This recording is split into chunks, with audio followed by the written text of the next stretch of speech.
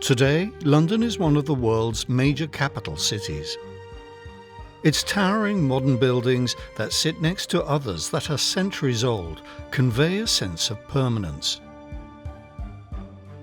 But you don't have to look too deeply to find evidence of a time when that permanence seemed to be in doubt.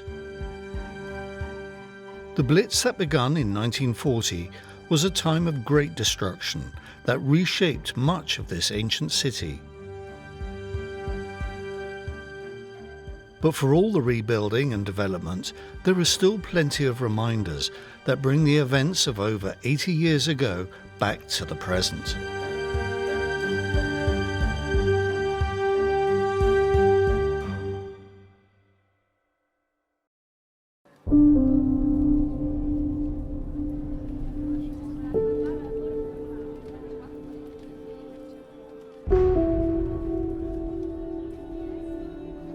Even now, so many decades after the end of the Second World War, evidence of the Blitz can still be seen in towns and cities throughout the United Kingdom.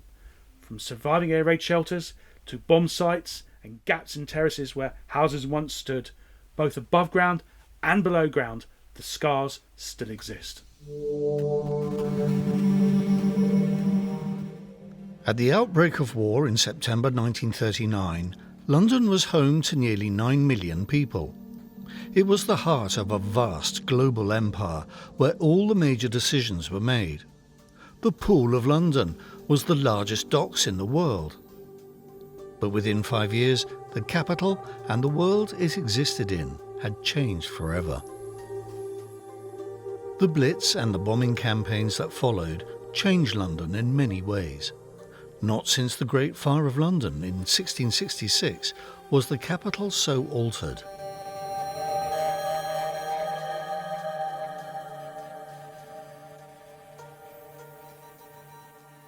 Local authorities were encouraged to record the bomb damage on maps, black signifying total destruction.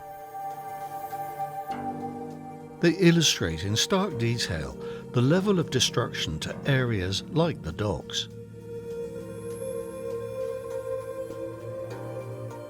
So many of the homes where workers lived, the back-to-backs, the slums, were so badly damaged that there was no alternative but to clear them all away and start again, a process that has taken decades.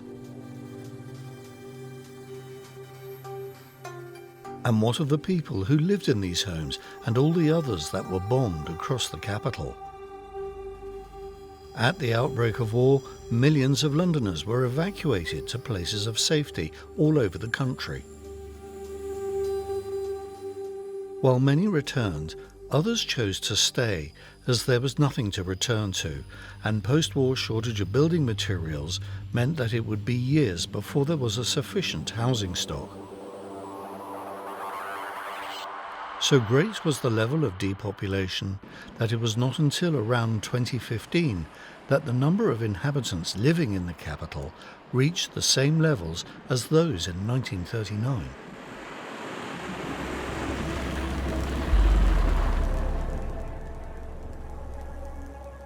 Despite the intensity of the bombing, many of the iconic historic buildings survived. Given the level of destruction of the surrounding area, it seems remarkable that St. Paul's survived with minimal damage. Likewise, the Houses of Parliament survived, even though the Members' Chamber was badly damaged.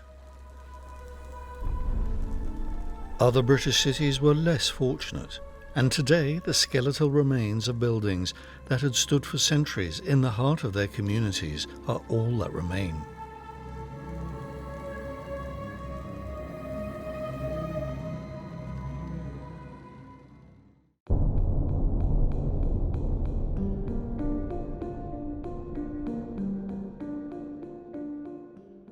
Throughout the 1920s and 30s, there was a belief in Britain that there was little that could be done in defence against bombing from the air.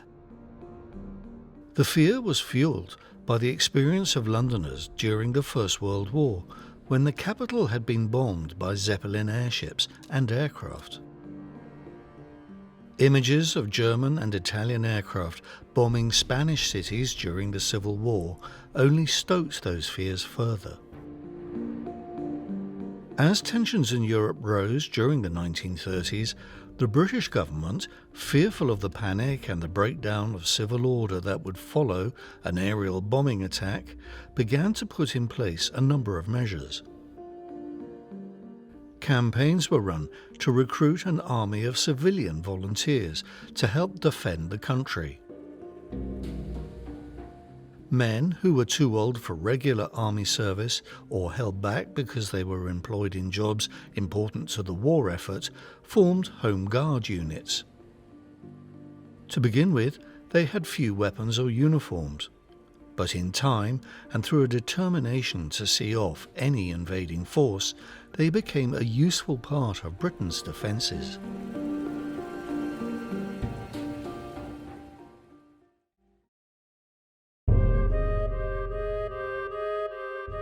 Women were recruited to form a women's volunteer service, the WVS. They were to play a central role during the mass evacuation of millions of children over 3 days at the beginning of the war. Once the Blitz began in September 1940, they provided much-needed support for families bombed out of their homes and helping the exhausted rescue services with tea and food. Much of the actual organisation of civilian air raid protection services was passed to local authorities. A national fire service was formed, which obliged local authorities to maintain a firefighting force using equipment standardised across the country. An auxiliary fire service was formed to support the full-time firefighters. Local wardens were appointed to patrol the streets and advise members of the public on air raid precautions. More importantly, they were often the first people on the scene of a bombing and would be responsible for coordinating the response of other civil defence services.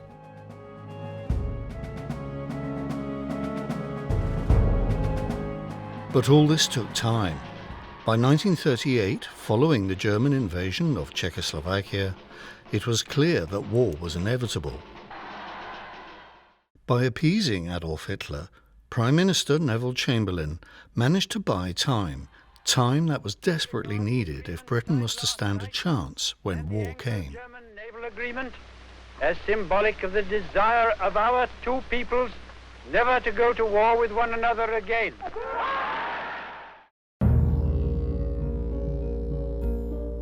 It was feared that as well as bombing using high explosives, the Germans would also use gas, and so over 44 million gas masks were distributed. Best estimates concluded that there would be around 1 million casualties in the first month of the war. With so little time to get the services mobilised, huge exercises were carried out to test out the civilian defence organisations. Protecting civilians from aerial attack had occupied the minds of successive government ministers during the years between the wars. By 1939, the problem of how to protect civilians from both blast and gas had not been resolved, but with war seemingly inevitable, something had to be done. All over London, improvised shelters were built and strengthened using sandbags filled with soil dug from the royal parks. They were designed to shelter around 50 people, but they were never popular as they were built in a hurry and sometimes quality control suffered. As the bombing intensified, many people were crushed by collapsing ceilings in the street-level shelters. They were also very insanitary, and many people avoided them, even though their design was improved.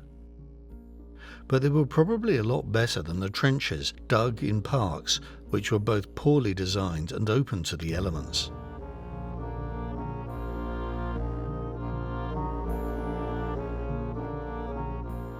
We never had air raid shelters, but what they had dug great big deep trenches which were about the depth of this, and they had corrugated iron over the top of it, and you used to go down the end with the army guards on the end, and if it was pouring hard with rain it was coming through it. And that happened because it was an army camp there, you know, that happened for quite a number of times, and you know, you realise that, you know, you then began to know what it was like, because there was water on the, and it was most uncomfortable and cold, and you realised that you were really, you know, at war. Any building that had a cellar or underground storeroom was adapted to provide a shelter. People were encouraged to welcome strangers caught out in the open. The shared danger faced by ordinary people created a strong sense of everyone being in this together. Even today, fading signs can still be seen on the sides of buildings directing people to where the nearest shelter would have been. However, small family shelters were also made available to anyone who had the space. The scheme was championed by the Home Secretary of the day, Sir John Anderson, whose name was given to these shelters. Anderson shelters were issued free to all householders who earned less than £5 a week, equivalent to about £310 in today's money. Those with a higher income were charged £7 for their shelter.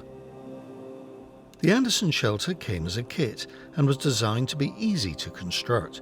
With a bit of help, they could be built in a day, just so long as you had a patch of garden in which to build one. The shelter was partially sunk in the earth, with more earth piled on top to provide extra protection. Although they provided reasonable protection from shrapnel and nearby blasts, they could not survive a direct hit. 1.5 million Anderson shelters were distributed between February 1939 and the outbreak of war at the beginning of September. By the end of the war, 3.6 million had been produced. Anderson shelters were to prove their value many times in homes all over the country, but for Londoners forced to spend night after night in one, conditions could become impossible to endure. They could get very damp and even prone to flooding. The Anderson shelter wasn't very large. Wasn't very large at all. I can't remember the exact dimensions, but it certainly wasn't very large. And with 5 of us and a baby sleeping in there, it was full. But my father had arranged it so that we had almost like bunk beds, one on top of the other. And generally speaking, because I was the youngest, I was the one on top, which was fine when it flooded because I didn't get wet until I got off it. But you felt when you went, you generally went down there, but as you were going to go to bed, say for example at 10 o'clock at night or something like that, then you would go down to. There was no light down there of any kind except torches. We never had any sort of lighting down there at all, and you just literally did go down there to sleep, and that was all. And remember, in those days we had no radios or anything like that to listen to, so there was no entertainment down there. And then came out of the Anderson shelter Dad would leave early to go to work, and then gradually we used to come out to get ready to go have breakfast and go to school when school started again. But it gave you a feeling of security. We honestly believed that it would stop us being hurt if a bomb fell. I don't suppose it would stop a bomb direct hit, but no. On the whole, they were very good. They were very good. day raids virtually stopped, you see. And then all of a sudden they started the night bombing. And this, as a youngster, was quite frightening because you couldn't see anything, and you know, one thing and another. We used to go to the air raid shelter, but living in an air raid shelter is terrible, I can assure you, because the water is condensation, and it was terrible. It was even worse than the trenches in the first early times, really. But then, gradually, we just got used to it. And by now, you know, I was reaching an age where I could sort of comprehend a little bit better. And we just put up with it. The British people did just put up with it. It was just one of these things that happened. And all night long, you know, the guns would be going and there'd be searchlights, and you'd see they'd pick aircraft up, and you could see some aircraft coming down. Because you must remember that here, although we had a lot of bombs and a lot of landmines which fell all the way round here, the main obvious was they were going for London. People who lived in homes without enough space for an Anderson shelter or cellar were urged to build a strong room. In 1941, a new type of personal shelter was introduced called the Morrison Shelter, after the new Home Secretary, Herbert Morrison. This was a steel and mesh box that could accommodate 2 adults and a child. As the sides could be removed, the Morrison shelter could be used as a table during the day. The shelter could withstand the debris of 2 stories, and so they were popular as people could stay in their own homes. By the end of the war, over 1 million were in use. As well as protecting its citizens, the authorities had to make sure factories vital to the war effort could continue to work unless they were in immediate danger. In 1939, the Civil Defence Act made it mandatory for factories deemed vital to the war effort to provide air raid shelters for the workforce. One such key point factory, as they were called, was based here at Park Works in Kingston upon Thames. It produced specialist electrical insulation of a type used in aircraft construction, and it seems logical to assume that by the late 1930s they were supplying the nearby Hawker Aircraft Works that were building Hurricanes. As key point factories such as Park Works were expected to operate during an air raid, a fire watcher's tower was added to alert staff when it was either too dangerous to continue working or to give them the all clear with minimum delay and lost production time. The factory shelter provided refuge for around 70 people, as well as amenities like a canteen. 4 families bombed out of their homes, work shelters at least provided some sort of accommodation. Today, it's hard to imagine the level of destruction that forced Bill Spurdens and his family to leave their home. Luckily, my father was well up in that firm, having been there for so long.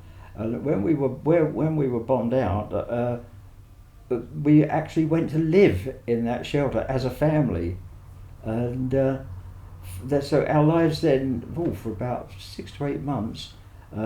I used to go to school eventually, at Magdalene Road School, and I went from there, and Dad worked there, of course. My sisters just went to work as normal. It was at first it was very strange walking through the Wandleside Cable Works factory to get to Garrett Lane to start going to wherever you wanted to go. But other than that, no problem at all. Many families who had lost their homes simply had no choice but to move away from London to stay with relatives in other parts of the country. For others, it was a case of making do with whatever was left of an ever-shrinking housing stock. My father, all that time, was looking for somewhere to live other than the shelter, and he found, with some friends of his, they found a house in Aldrin Road, 21 Aldrin Road, that had been bombed, was in a bit of a state, but it was a nice little house, and he contacted the owners, and they gave it Mum and Dad a lease on the property, and with some help from his friends, they did it all up and we went to live in that. If conditions in Anderson shelters could become unbearable, life in the underground stations could be almost as bad.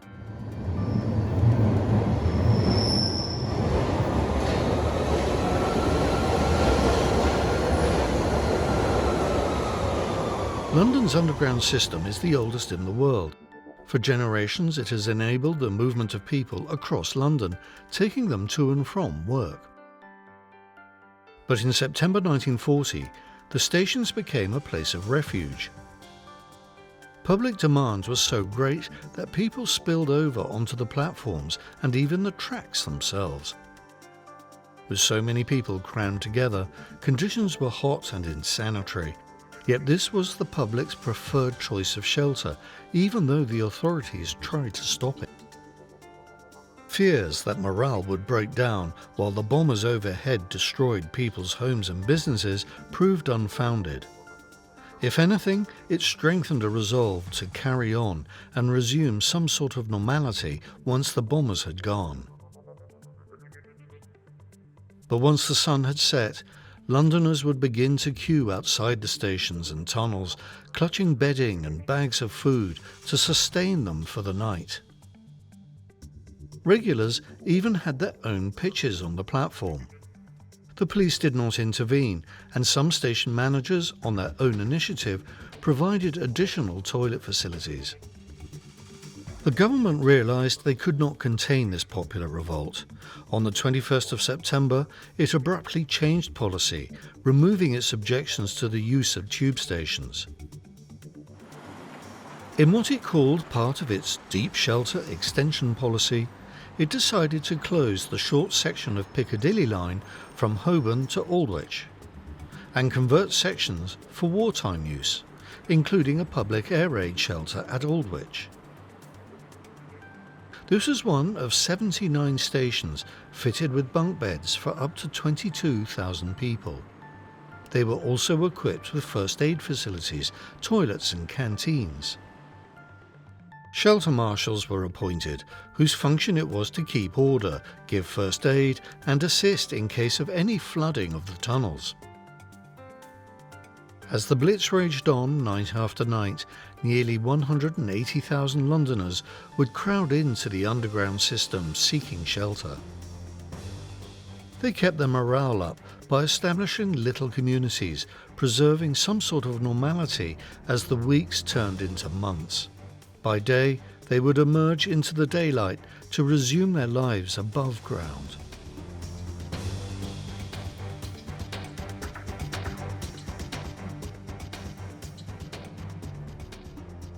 There was no doubt that the public wanted deep shelters. Initially, the government refused on the grounds of cost and time, but eventually relented. As the remnants of the British Expeditionary Force and French Army were being plucked off the beaches of Dunkirk, work began to build large, deep public shelters. Today, there are several huge drum-like structures to be found around London, like this one on the south side of Clapham Common. Designed to provide shelter for around 8,000 people, they were finished too late to be used during the Blitz of 1940. However, as the bombing campaigns continued throughout the war, they were pressed into service as soon as they were ready. With so many made homeless by the bombing, the shelters also provided temporary accommodation. As the country set about preparing for war, there was a great sense of fear London would be bombed right from the outset. As civilians gathered to listen to Prime Minister Neville Chamberlain's sombre announcement that Britain and Germany were once more at war, there was a fear that bombers would arrive in the skies over London at any minute. Barely 20 minutes after the formal declaration, the air raid sirens around southeast London sounded. I seem to remember that we were living in an apartment block, and there was some aircraft in the air at the time, and everybody was saying, they're Germans, they're Germans. And everybody's looking up at the sky. They may have been Germans, I wouldn't have thought so, but at that time, everything was enemy. And but I don't remember the first day, really, or that very early period, only the rattles, sirens, alarms, people making noises, a policeman going around telling everybody to take cover, because I don't think there was very many air raid shelters built at that time. I know we didn't have one. I remember when it was dug in and built in, but that was some months later when they came round supplying us with Anderson shelters to put in.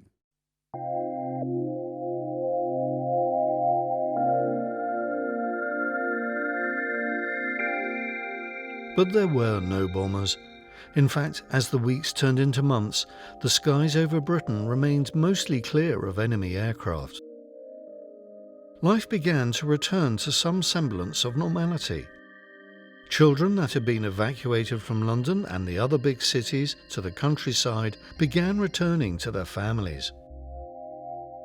In fact, the conflict seemed so remote that people began referring to it as the Boer War.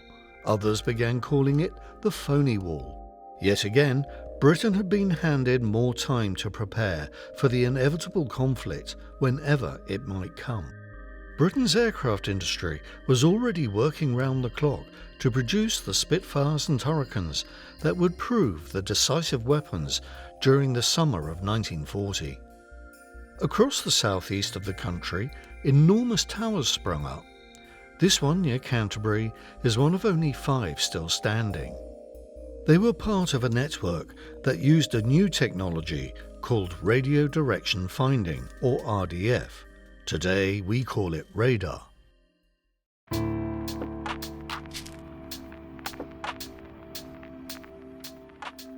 On Friday, the 10th of May 1940, the phony war came to an abrupt end as German forces stormed into western France, Luxembourg and the Netherlands. By the end of the month, British and French forces were being plucked off the beaches of Dunkirk.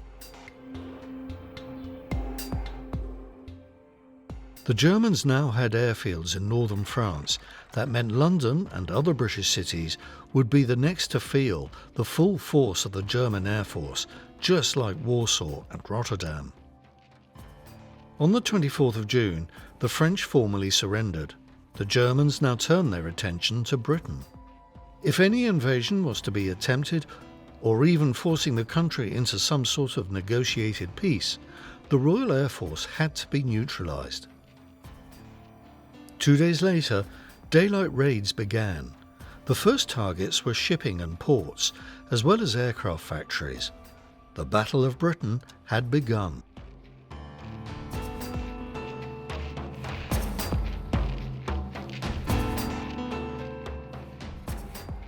Throughout the summer, the fighting intensified as the German Air Force mounted increasingly large raids against airfields and factories, as well as trying to lure the RAF fighter squadrons up into a battle of attrition. The raids were getting closer and closer to London. Then, on the 25th of August, German aircraft missed their intended target on London's docks and dropped their bombs over a large area of residential housing, including the West End. The RAF retaliated by bombing Berlin. Incensed, Hitler ordered the immediate bombing of London itself. The Blitz had begun.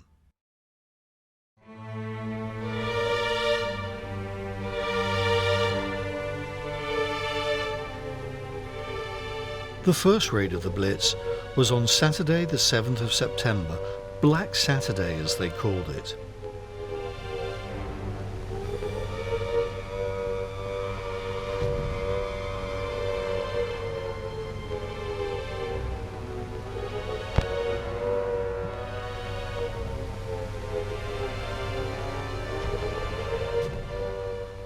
For nearly 2 months, London was continually bombed.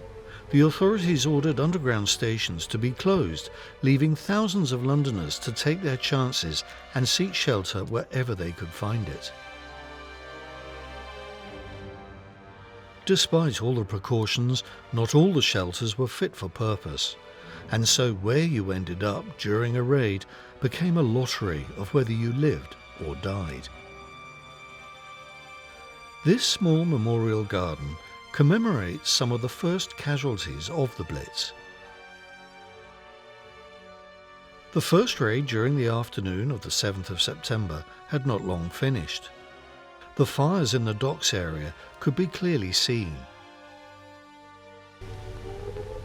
But then the sirens began to wail once more, and so the residents of Columbia Market in Tower Hamlets went back down into their basement shelter. They could hear the aircraft and bombs falling over the docks. But then the bombing seemed to come much closer.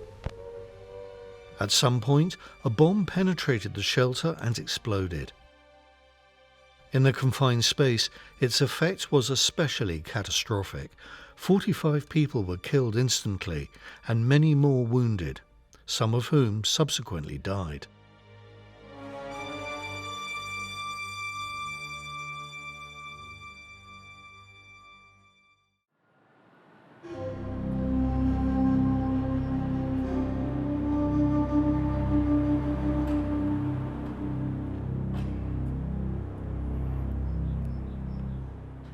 Today, many buildings in London still bear the scars of the Blitz. The walls of the Tate Britain Gallery are pitted as a result of shrapnel from several bombing raids. But it was the Christmas Blitz of 1940 that was to prove especially devastating. So far, British morale had not collapsed despite being bombed every night. Hitler needed to knock Britain out of the war so that he could concentrate forces on the Russian campaign. He therefore ordered that London's historic and commercial centre be destroyed, a move he believed that would force the British into a negotiated peace. There had been a church on the site of Christ Church in Newgate since medieval times. It was razed to the ground during the Great Fire of London in 1666, only to be rebuilt by Sir Christopher Wren 20 years later. But on the night of the 29th of September 1940, the German Air Force attempted to destroy the historic and commercial heart of London. The raid began on a Sunday evening at a little after 6 o'clock, a time when key holders of many public buildings were at home. It was also an unusually low tide in the Thames, which was to result in a shortage of water. There was also a low cloud, which was to make it harder for the searchlight and anti-aircraft batteries pick out the attackers. The first of over 100,000 tons of bombs began to rain down. The second Great Fire of London had begun.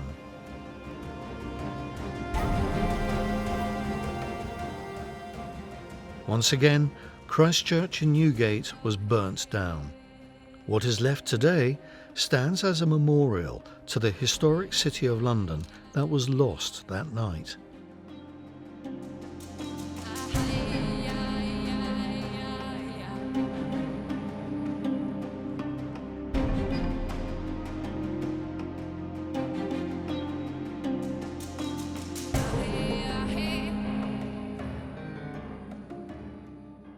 By now, the Luftwaffe had abandoned daylight raids as being too costly.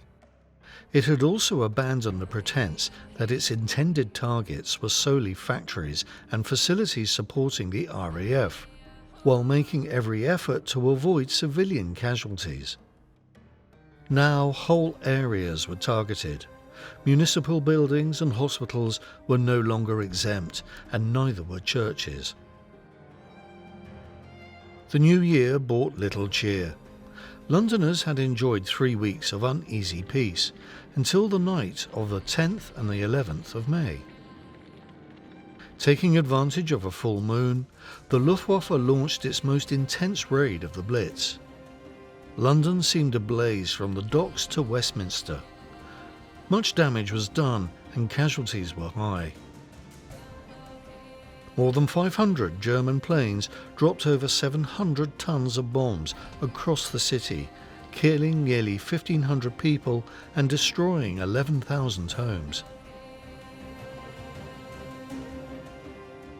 The House of Commons and Westminster Abbey were both hit, and the historic church of St Clement Danes almost destroyed. Incendiary bombs had set the roof alight, completely gutting the wooden interior. However, the stone facade refused to succumb.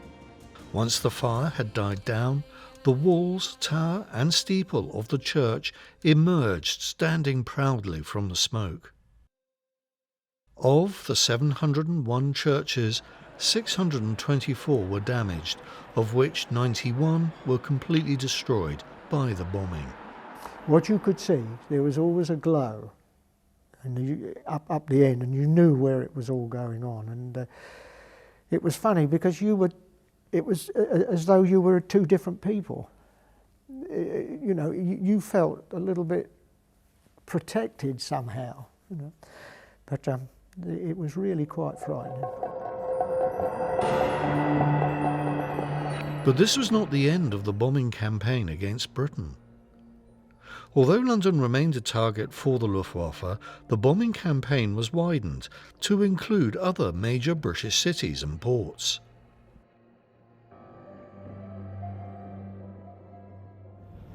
Liverpool's iconic Royal Liver building stands proud over a city that looks very different to how it looked in 1942. The Merseyside area was attacked 50 times from August 1940, and during the Blitz was the most bombed city outside London.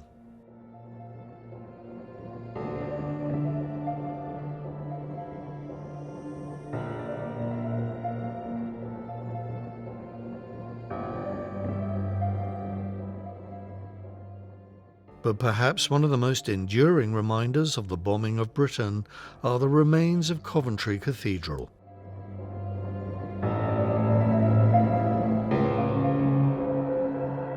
On the night of the 14th of November 1940, St Michael's and the city centre were completely gutted by incendiary and high explosive bombs, which left around 1,500 dead and much of the city destroyed.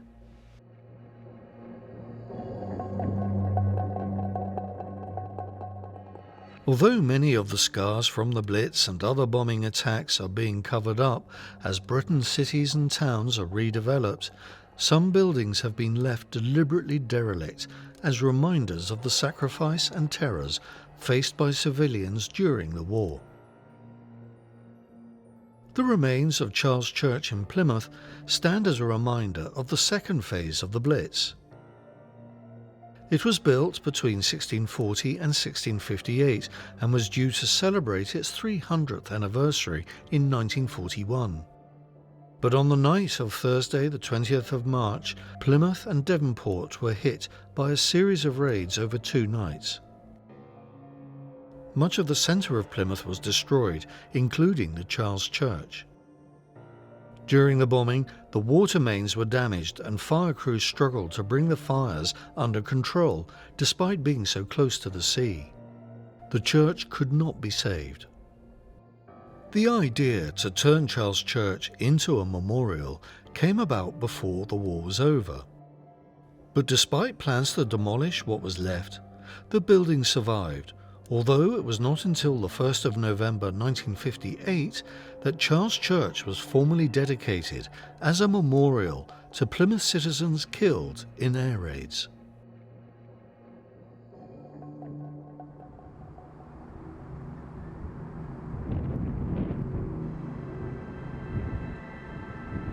Neither the British nor the German bombing campaigns were making much headway, but in the spring of 1942, RAF Bomber Command resumed its campaign against Germany, invigorated by the arrival in service of new 4-engine heavy bombers.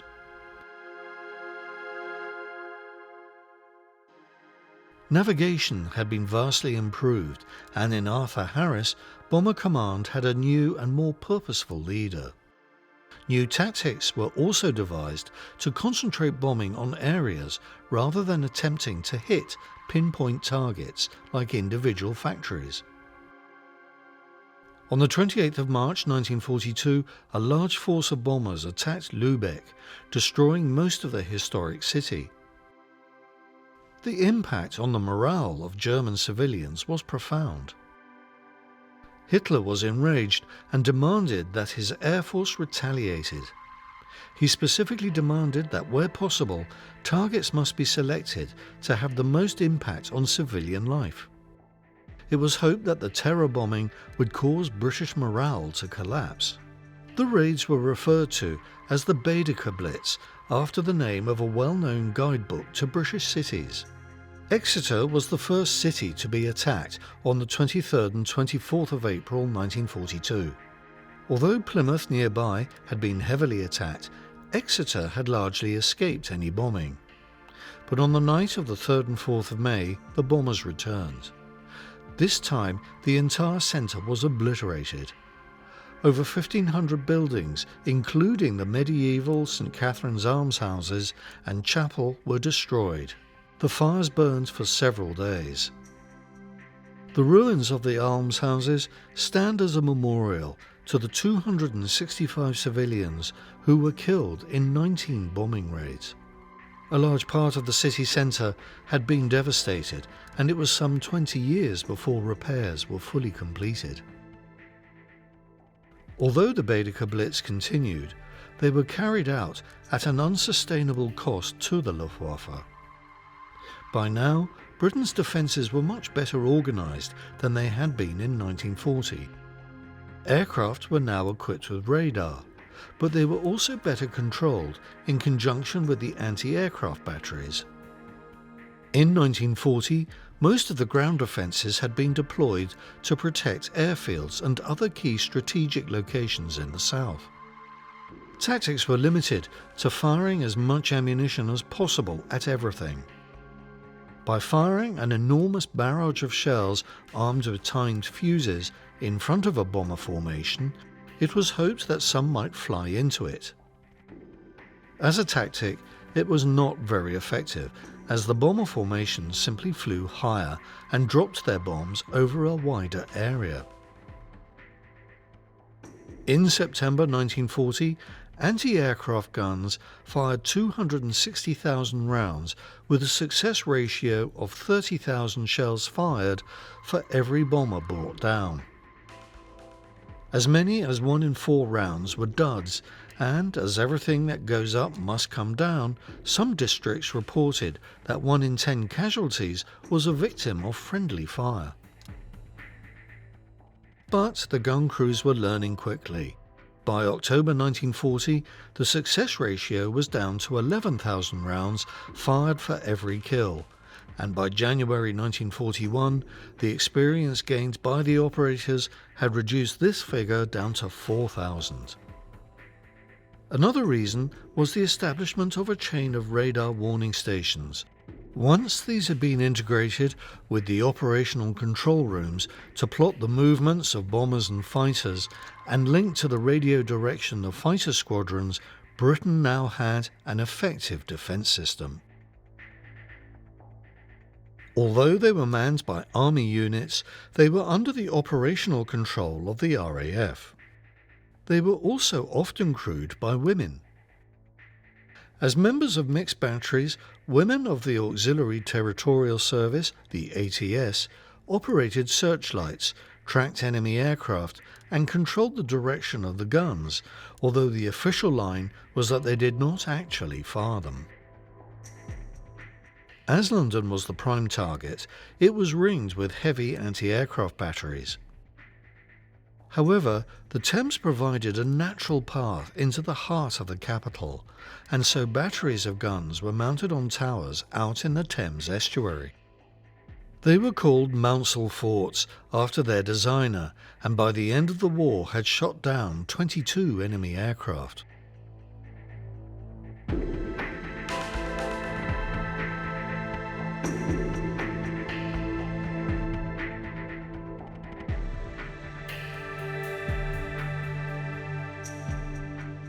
By 1944, the bombing campaign had virtually fizzled out as losses of German aircraft and crew continued to mount in the face of better defences. The bombing campaigns had also failed in their main objective, to undermine public morale so completely that Britain's leaders would be forced to negotiate for peace. But the Germans still had one sting in the tail: the V weapons. The V1 was the first of these so-called vengeance weapons, and they were launched from the coasts of Holland and northern France. Again, London was their target.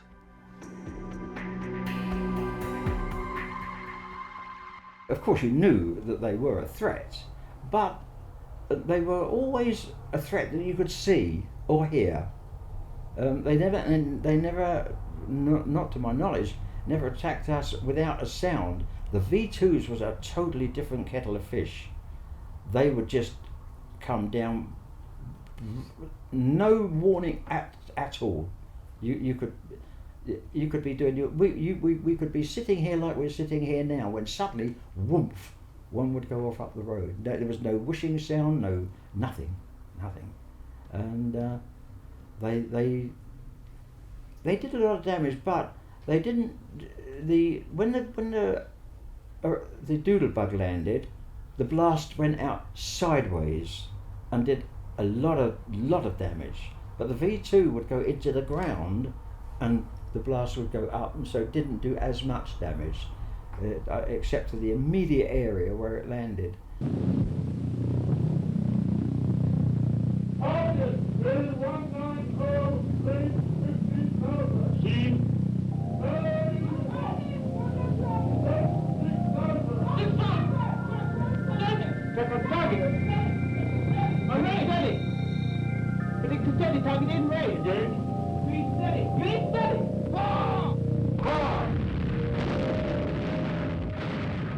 As part of operations against the V1, the British operated an arrangement of air defences, including anti-aircraft guns, barrage balloons and fighter aircraft, to intercept the bombs before they reached their targets.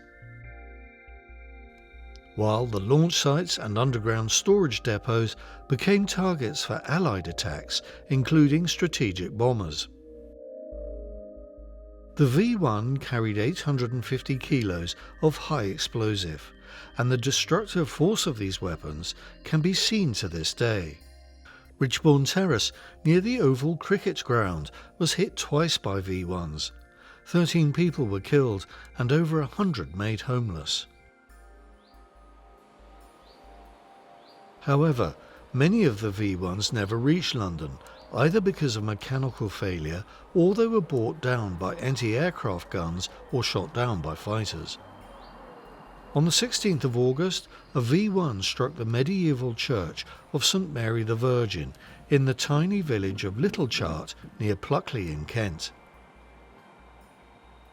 Much of the tower survived, and this and the ruins of the rest of the church were left as a memorial to those who lost their lives during the V1 campaign, many of which fell into Kent villages and towns. Although the V1 campaign lasted barely 3 months before the launch sites were overrun, pound for pound, this third Blitz proved every bit as destructive as the first Blitz of 1940, which had lasted twice as long.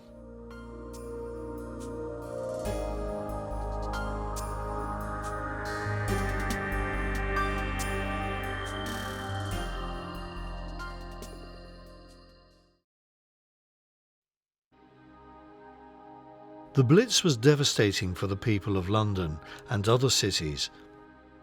In the 8 months of attacks, some 43,000 civilians were killed. This amounted to over half of Britain's total civilian deaths for the whole war. 1 in every 6 Londoner was made homeless at some point during the Blitz, and at least 1.1 million houses and flats were damaged or destroyed. Nevertheless, For all the hardship it caused, the campaign proved to be a strategic mistake by the Germans. Hitler's intention had been to break the morale of the British people so that they would pressure their government to surrender. Morale did suffer amid the death and devastation, but there were few calls for surrender. The phrase "business as usual," written in chalk on boarded-up shop windows, exemplified the British determination to keep calm and carry on as best they could.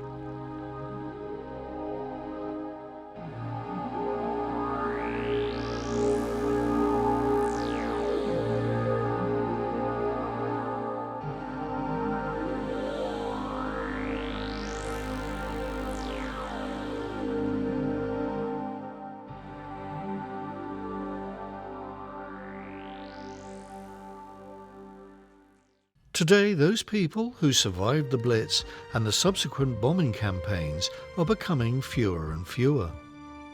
As their memories pass into history and cities are redeveloped, the remains of buildings destroyed by bombing continue to remind us of a time when everyone, men, women and children, regardless of colour or creed, faced the nightly danger of the Blitz.